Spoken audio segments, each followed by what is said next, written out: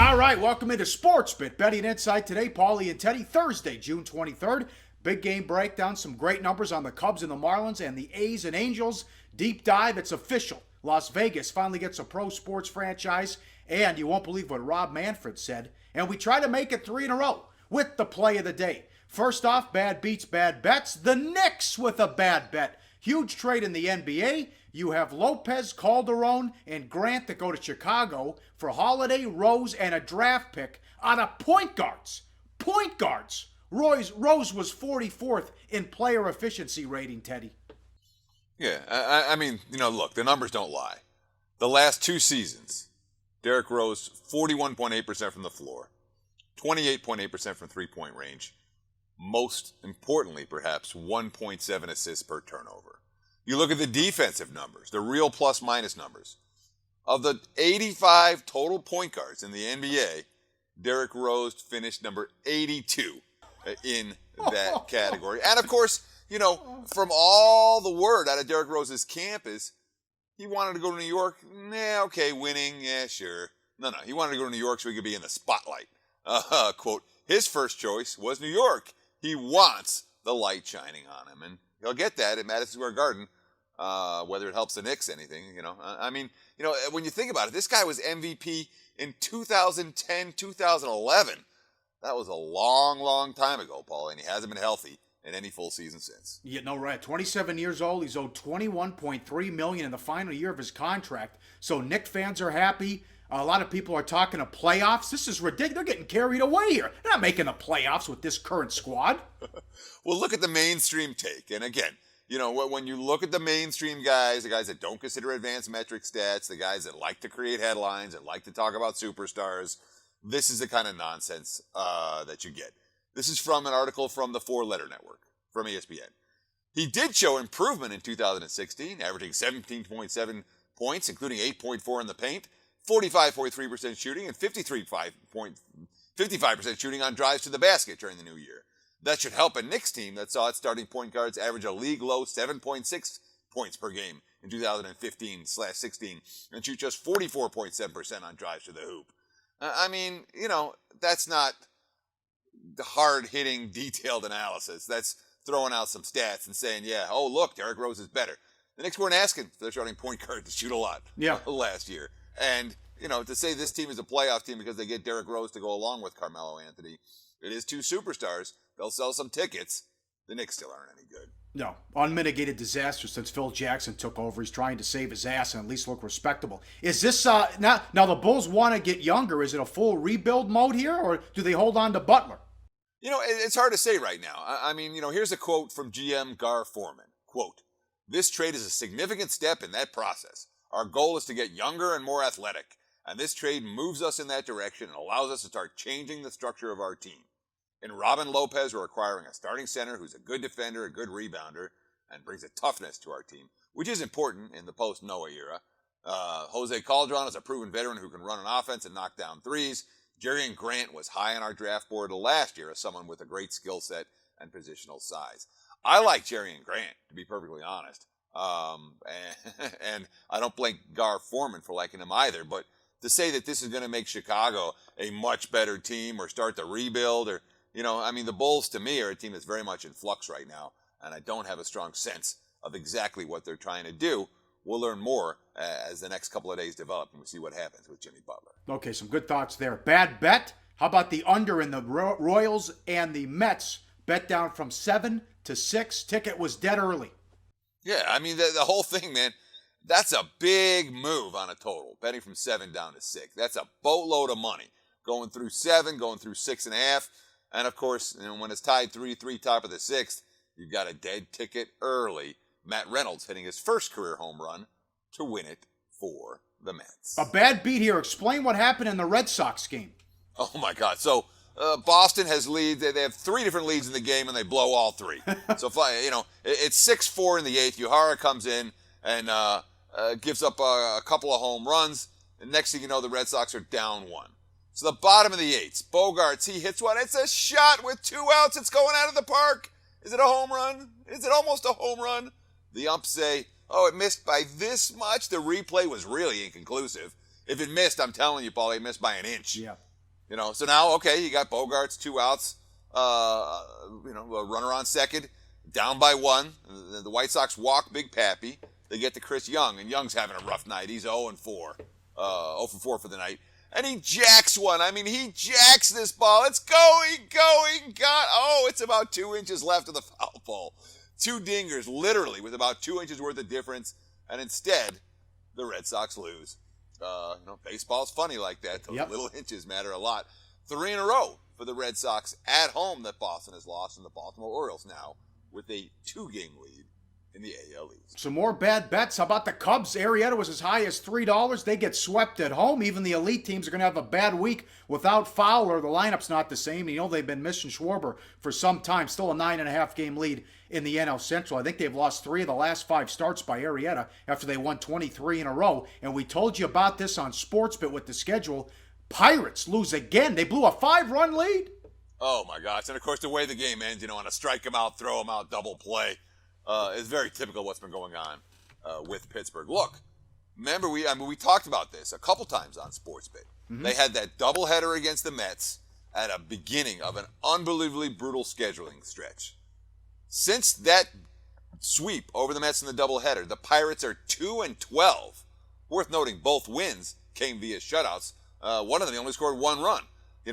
It has been a very tough group of opponents. They faced the Cardinals, the Mets, the Cubs, and the Giants the last 4 series. No weaklings in that bunch, but Pittsburgh really going through a tough time right now. And the 5-run blown lead last night only makes it sting a little bit more. And one more. The Rays were a bad bet. They've struggled when Archer's been on the mound, and the Indians have won 11 in a row at home.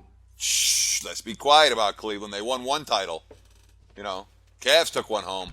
This Indians team, I'm telling you, everything I see about Cleveland I like. Yeah. I like their pitching. I like their defense. I like their locker room. I like their attitude. I certainly like their lineup. As you mentioned, 11 in a row at home. And, Chris Archer, the ace for Tampa. Well, let's see. They're 5-11 in his 16 starts this year. They finished 7-11 in his 18 starts last year. And the guy takes money. Advanced metrics, my ass. Chris Archer is not getting the job done. Yeah. Yes, you nailed it there. Cubs-Marlins. Big game breakdown coming up next on SportsBit. Betting insight today on SBRpicks.com. Always on the go? Bet365 has one of the top mobile platforms in today's market. Sign up today and don't let your busy life keep you out of the game. All right, back on SportsBit. Big game breakdown as always live on sportsbookreview.com. Cubs and the Marlins. Lester against Chen. Cubs $1.75, 7.5 the total. Mindset might be a little shaken for the Cubbies after the St. Louis series. With Fowler out, there's an issue at the top of the lineup, and Madden's got to juggle the leadoff spot and worry about Hayward, who, look, he's at 236. His on-base percentage is 325, and his slugging is 335. Over 250 plate appearances. Come on. Patience has to start wearing out for Madden with Hayward in the number 2 spot. But as Kramer always said, poise counts. And you have that with John Lester, and he's been on a roll, Teddy.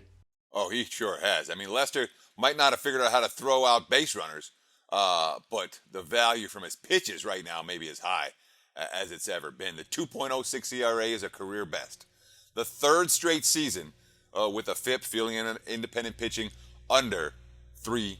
And, of course, that's select company. When you talk about an a FIP under 3 each of the last 3 years, there's 2 guys on the list.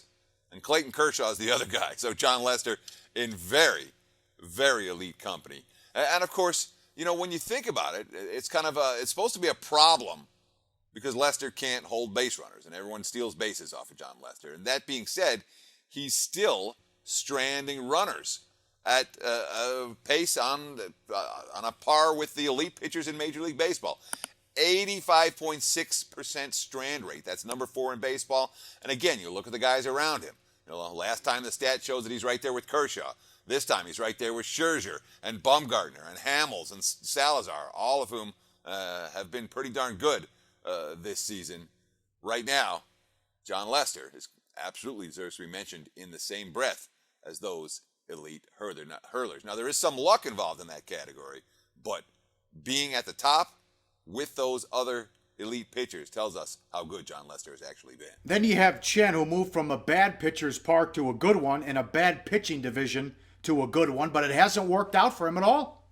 No, I mean, he's been lucky to go 4-2. And the Marlins have been lucky to go 8-6 across his starts. The guy's got a 5.22 ERA. The ground ball's down. The home run to fly ball rate is up more than 15% this season. And you think about it, how much should changing from Baltimore, Miami really have helped? And the answer is a lot. All right. When you look at the 99 pitchers who've thrown at least 70 innings so far, Chen, number 85 in the DBF, difficulty of batters faced, because of the weak hitting in the NL East. We've talked about how bad the Mets lineup is and how the Phillies have struggled to score runs and how the Braves have scored to throw runs. So he's facing a ton of weak opposing hitters. Last year in the AL East, when he's going up against Toronto and Boston and those kind of lineups, you look at the pitchers that threw at least 150 innings, his difficulty of batters faced was number 34, so much tougher. The average batter that he faced last year, 2015, a 724 OPS. The average batter this year is at 707. That's a significant, when you talk about for the average, it's a significant gap. And yet he's pitched worse. And that includes the fact that he's been pitching worse at significantly more favorable ballparks than Camden Yards and Fenway and the like, where he was at a year ago. 32.2 innings at Marlins Park. His ERA is approaching 6. He's not comfortable at all in this venue just yet. Yeah, you got that right. Game 2, liveoddssportsbookreview.com. A's and the Angels. Graveman against Lincecum. Angels $1.35, 8.5 the total. Can we say Lincecum's back, or do we have to track him as an entirely different pitcher now? Yeah, I'm not saying that Lincecum's back. He did throw 6 good innings at Oakland last Saturday. Gave up 1 run on 4 hits. But this is a strikeout pitcher in the old days who only threw 2 strikeouts in that return to the majors. The key, of course, 8 ground ball outs versus 3 fly ball outs. But it's also worth noting he only had 7 swings and misses of the 98 pitches that he threw. Now, the ERA is going to read 1.50. The FIP, the fielding minute pitching, is going to read 3.95. The adjusted, the XFIP, at 5.34. So, no, I'm not willing to say that he's back 100%. Not even close, Paulie. You got that quote from Lincecum talking about how he's not looking at the past and trying to be successful only in the present? Yeah, here it is. I've tried to scratch what's been going on the last few years and tried to move on. I've tried not to dwell on the past. I've had some success in the last 4 years and a lot of not. So I'm trying to let go and move on to wherever I'm at right now, end quote. But so Oakland gets a quick look at him, a quick turnaround here with another look. And even if he does pitch well again, you got to worry about Street in that bullpen. Yeah, you sure do. It is a big edge for the A's to have that quick second look at Lincecum. And the fact that you have Houston Street is really in a funk right now. They're kind of caught in a bind, L.A. They need to give Street some work to get him back on track. But every time they try to give him work, he struggles. Last 3 times that he's seen a game action, he's gotten 5 outs while giving up 5 runs, 6 hits, 3 walks. And, of course, let's not forget, the reliever's ERA. We don't talk about this with closers very often, but he got the reliever's ERA break at Houston his last game. Remember, the Astros scored 2 off him in the bottom of the 9th to win 3-2. But he gets to walk away with 2 runners on and nobody out, and he doesn't get charged with any more runs for that inning because the game's over. So it's a ERA break that relievers sometimes get. Street's been worse than his numbers might actually show. So that's Lincecum now to Graveman, and this is intriguing because he's been awesome against the Angels and he's stunk against everybody else. But so he's done well so far in 2 starts. This is the 3rd look now for the Angels against him. Yeah, look at the graphic. It's pretty clear. 13 innings against the Angels, he shut him down.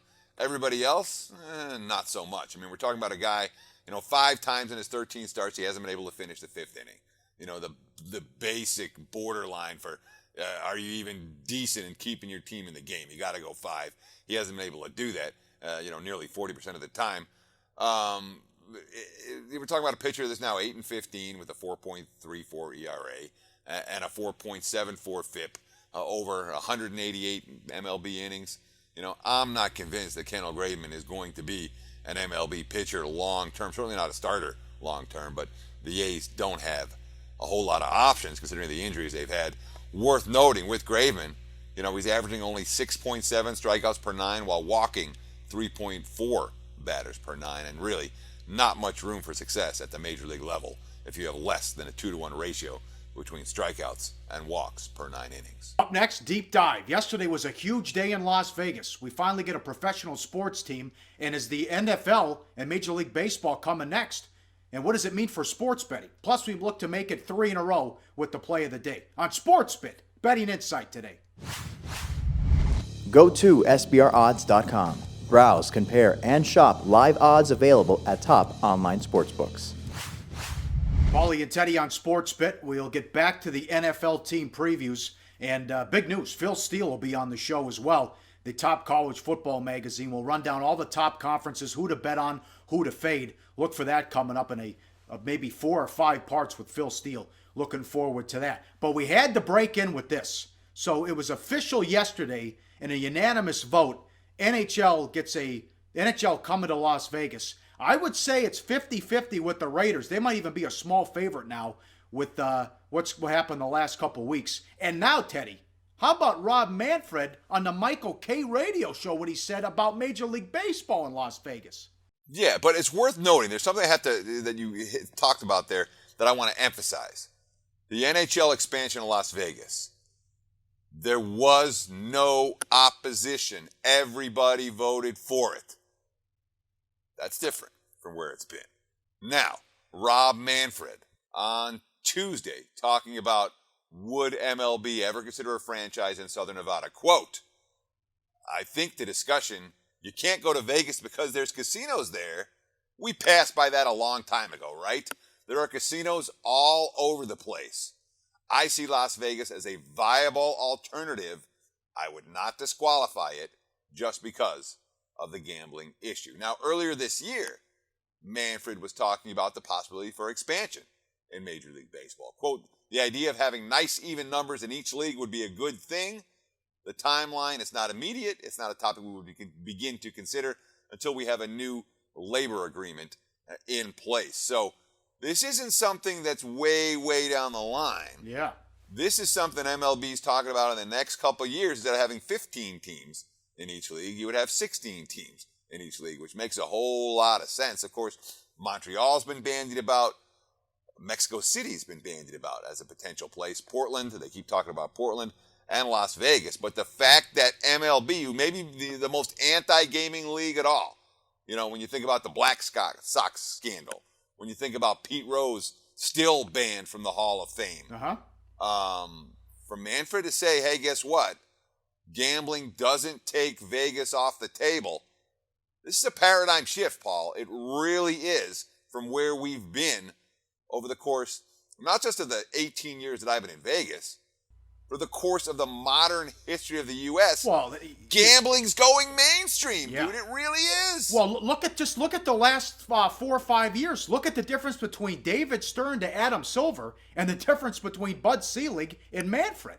It's night and day. It's the next generation. Yeah, according absolutely. to the AGA, 19 NFL stadiums are less than 20 miles from a casino. Vegas now has 2.1 million residents, up from 1.4 in 2000. Was the largest city without a franchise. New York Times article makes it clear. Nobody's worried about pro athletes fixing. And when fixing has happened at the collegiate level in the last few decades, it happened a long way from Vegas, Toledo, San Diego, and Boston. A quote from Jerry Jones, I think Vegas is one of the real crown jewels of communities in the United States. Carolyn Goodman, gambling's everywhere. Some people don't want to change the status quo, but you have to get with the times. And that's the key issue here. Get with the times and accept sports betting. Let's go, people. Yeah, well, I mean, you talk about the AGA, you know, the American Gaming Association. 19 NFL stadiums less than 20 miles from a casino. You talk about Carolyn Goodman, the mayor of Las Vegas. Gambling is everywhere. You have to get with the times. And you know what, Paul? The casinos, they have some long-term viability issues. You know, casino table game revenue is slowly declining. But the biggest decline is among the millenniums. You know, when you and I were growing up as gamblers, and when we played blackjack or craps or baccarat or whatever, the newest generation of gamblers don't play those games the way we did. They sure as hell don't play slot machines. And if you don't believe me, look at the hard numbers. And the hard numbers are pretty pretty well nightclubs, restaurants, and they go crazy for the DJs. These DJs make an astronomical amount of money. All they do is plug into their iPad. I can't believe it. It's a good gig if you can get it, my friend. I know. But you look at the Cosmo. Okay, they're packed. They're catering to a hip millennial crowd. The restaurants are busy. You're right. The clubs are busy. The bars are busy. The parking garage is busy. The gaming revenues are always missing projections. They're not making the money they're supposed to make. The sportsbook's busy, though. The SLS on the Strip, the exact same story. They're busy. The restaurants are busy. There's a young and hip crowd. The book is busy, but the gaming revenues aren't where they're supposed to be. The Hard Rock, and all of those places, SLS, Cosmo, Hard Rock. If you're a 20-something, that's where you want to stay when you come to Vegas. Those are probably the three.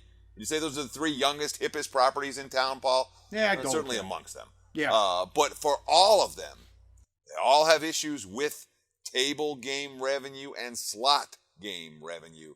The newest generation of gamblers want something that they can legitimately have an edge, not something where the house always has the edge in negative expectation games. And they want something that requires decision-making, not rote memorization, blackjack, not random number generators as you hit a button with a slot machine. And that is sports betting, Paulie. It really is. So now the Raiders could be close.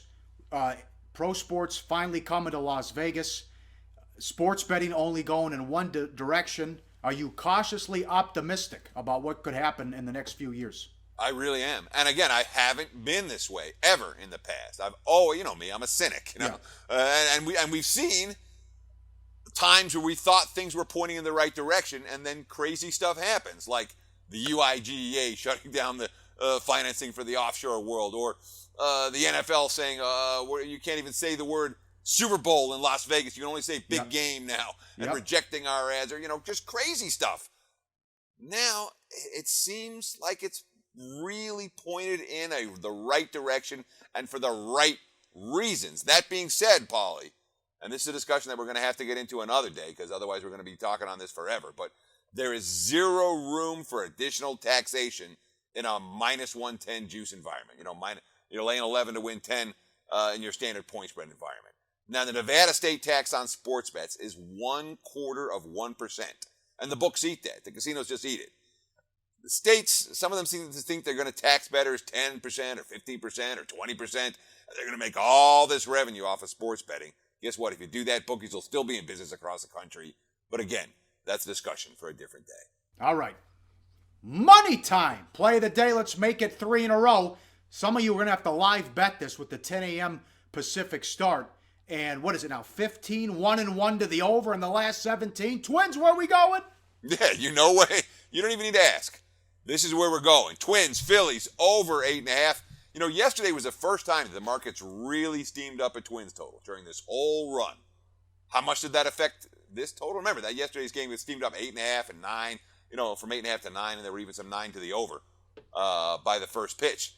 So you say, well, the market's really going to adjust and the books are going to adjust off of that? No, didn't affect this total one iota. Opened at 8.5, exactly where yesterday's total opened. And, of course, yesterday's game flew over by the 5th inning, by the way. And, of course, Paulie, we're not going to get many more chances to show Ricky Nolasco photos. So while he lasts in the big league, let's get one up here. Twins, Phillies, over 8.5. Early start. That's our play of the day. Another edition of SportsBit. Thanks for watching. Weekend preview tomorrow. Thanks for checking it out. SportsBit. Betting insight today on SBRpicks.com.